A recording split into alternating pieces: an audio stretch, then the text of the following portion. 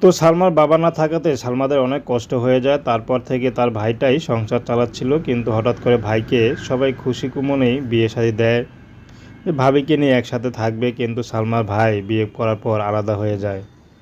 তো যাই হোক, বর্তমানে সালমা একটি টেলার মেশিনে কাজ করে।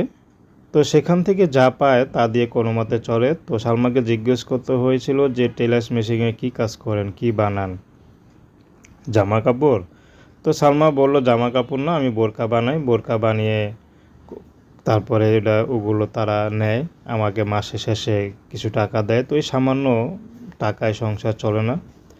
তো মা বর্তমানে আমাকে বিয়ে দিবে, কিন্তু টাকার জন্য বিয়ে দিতে পারছে না। তো এই জন্য সালমা এখন ইউটিউবে এসেছে, যদি ভালো একটা জীবনসঙ্গী পায় তাহলে বিয়ে শাদী করবে, সে যেমনই হোক না কেন, যে বয়সের হোক না কেন।